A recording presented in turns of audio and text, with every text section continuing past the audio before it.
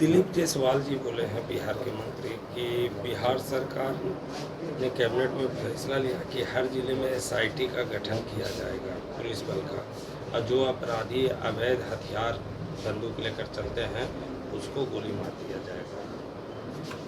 ये भाई हम नहीं सुना है, आप लोग बतला रहे हैं तो आप लोगों की बात पर क्या हम रिएक्शन दें। ना हम पेपर अभी पढ़ सके, न्यूज़ में भी अभी नहीं देखा हम, तो आप लोगों की बात पर रिएक्शन देना तो उचित नहीं है।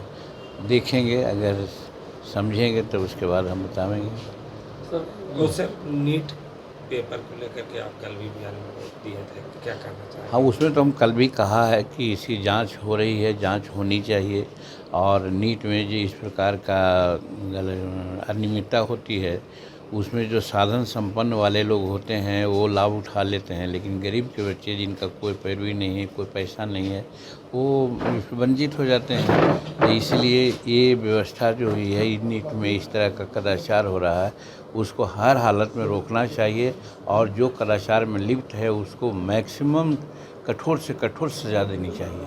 किसानों की मांग को लेकर के राकेश टिकैत कांवड़ यात्रा के बाद फिर आंदोलन करेंगे। अब आंदोलन करना उन लोगों का काम है।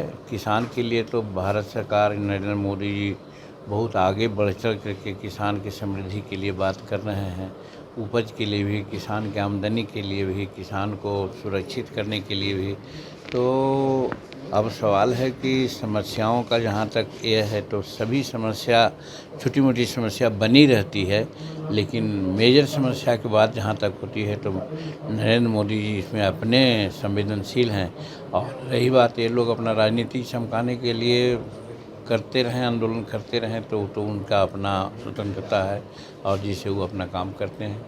नीट परीक्षा में हुए धांधली को लेकर विपक्ष एक बार फिर से सरकार से पुनः परीक्षा का मांग कर रही है। पुरानी बात आपने करें, हम तो करें कठोर से कठोर कार्रवाई होनी चाहिए, और नीट परीक्षा में गड़बड़ी होने से हमारे यहाँ खास करके व्यक्तिगत कहना है कि इसमें गरीब जो छात्र होते हैं, चाहे जिस कम्युनिटी के रहें, जिस कौम के रहें, उनको दिक्कत होती है। पैसे वाले, साधन संपन्न वाले तो अपना परीक्षा पास करके रिजल्ट ले जाते हैं। इसलिए इसको कदाचार को तो कभी प्रमोट करना ही नहीं चाहिए, और अगर हुआ है तो उसमें सख्त से सख्त कार्रवाई होनी चाहिए। सर, लोकसभा अध्यक्ष और डिप्टी अध्यक्ष को लेकर विपक्ष अपना स्टैंड बना रहा है।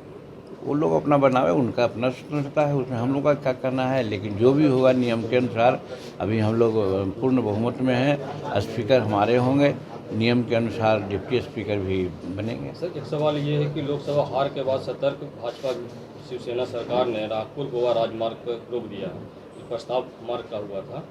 उसके बाद किसानों के विरोध के बीच कहा जाता है कि महाराष्ट्र के इस साल अंत के विधानसभा चुनाव में नागपुर गाँव गोवा विधानसभा जोड़ने वाली 802 किलोमीटर लंबी ग्रीनफील्ड योजना को काम रोक दिया गया है। इस परियोजना में 800 करोड़ खर्च, क्या लगता है सर? 80 करोड़। देखिए, इसके बारे में हमको पूरी जानकारी है नहीं, इसलिए हम इस पर कोई रिएक्शन नहीं दे सकते हैं। जानकारी प्राप्त करने के उपरांत ही अहमदाबाद में 600 स्कूलों में भागवत कथा और गीता का पाठ पढ़ाने का आदेश गुजरात सरकार ने जारी किया।